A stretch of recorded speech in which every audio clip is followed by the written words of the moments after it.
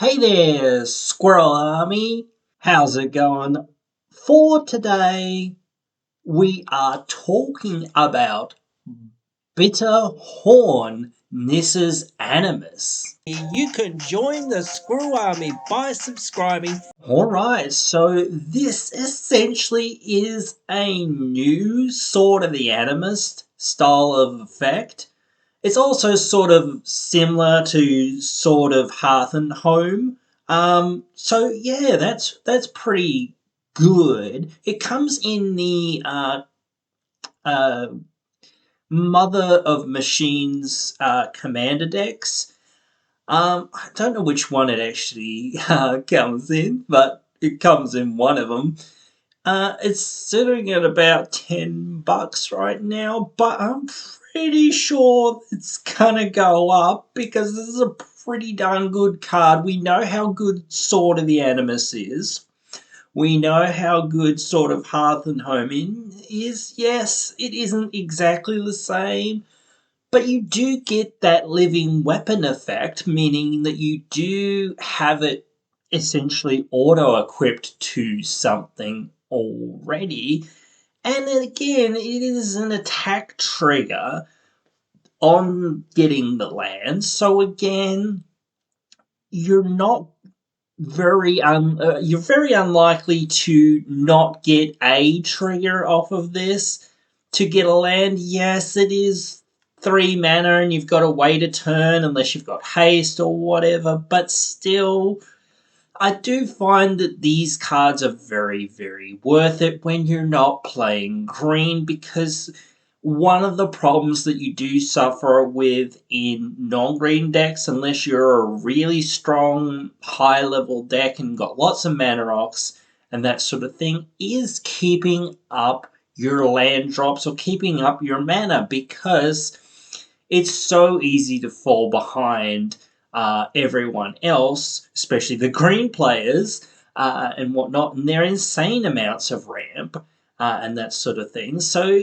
it can be really good in certain green decks. Obviously, it wouldn't be terrible in those sorts of decks at all. But again, you obviously more want this in non-green decks. Again, it does cost more to have to re-equip it than Sword of the Animus, but I think that's a fairly small downside, really, for the most part, because at the end of it, you're looking at having a creature auto attached to it anyway, so I don't really think that that's that big of a deal. Yes, it can be a big deal if that living weapon creature there dies to a degree, but again, if you're really built around equipment, you're probably not really caring. Again, you just need more of these sorts of effects that, give you more of a critical mass. People say run more tutors. Well, this is sort of like running another tutor, running another copy of a card that basically does the same sort of thing. You run multiple copies of these things. You run your Sword of the Animist. You run your Sword of the Hearth and Home. You run those cards and, you've got a full package of, extra ramp cards. And you'll have your other ramp cards. You'll have your Arcane Signet. You'll probably have your Soul Ring and whatnot, or whatever else you've got, depending on how many colors you're in and whatever else. I always tend to put Liquid Metal Torque in decks that aren't green, especially if you're blue or red, because they do a fair bit with artifacts. So that's usually a pretty safe bet. But anyway, this is just a great card. I'm sad that I haven't gotten to it until now, but it's been a bit of a madhouse here, and it's still going to be a bit of a madhouse. So I'm trying my best to talk about some of these great cards that are in some of these precons and in some of these other spaces and places. I know this has probably been talked about a bit already, but I don't really care. At the end of the day, I want to talk about it and say, hey guys, did you know about this? Or maybe you do, I don't know. But again, as I say, it's tough sometimes for me to know that because I don't know how much play it's seeing. I definitely want to find myself one or two of these, probably.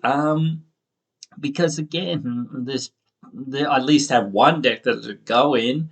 Um, and for now, that's all I kind of need. And eventually, you might build another deck. I don't know. So it's always the way that you probably need these sort of staples sometimes. Though I do tend to find that I want to sell some of my other staples because you always need money, man, and there's always something else to buy. And yes, it's not one of the most powerful cards in the world ever, but it's just a consistently good card that gives you advantages throughout the game once you've played it. And yes, again, you have to re equip it or whatever else, and you have to jump through that hoop, but still, like, that's small potatoes to keep getting lands onto your battlefield and ramping you ahead, or at least keeping you at parity with the other players. So, a definitely real worth it card to pick up if you haven't already and add to any of your non green decks. It can also be good in certain green decks. There are a few green decks now that apparently deal with artifacts and things like that, which I don't think is correct or right or whatever else in the lore or in the color identity of the color and whatnot and that sort of thing, which apparently Wizards is 100% fine with doing that kind of thing, but they're not apparently fine with white breaking the color pie or red breaking the color pie or whatever else. You know, the weakest colors that are in the game, pretty much, or were at least. But they're still like lagging. I think, like I said before, red's the most lagging because they've given white a whole lot of good stuff in the last couple of years. And yes, they've given red impulse draw, but that's not really that good. Like, there's one that's okay because, like, Atali or whatever, and those ones, because they give you the card for free. So, but whatever, those are discussions for another time and another place. So, that's it for this one. Hope you guys have enjoyed it. You can let me know your thoughts down there in the comments below. And let me know what else you want to see here on the channel. I try to bring you guys what you guys want to see here on the channel as best as what I can. So do let me know what you kind of want to see so I can keep bringing you the content that you want to see. And hope you will join me again in the next one.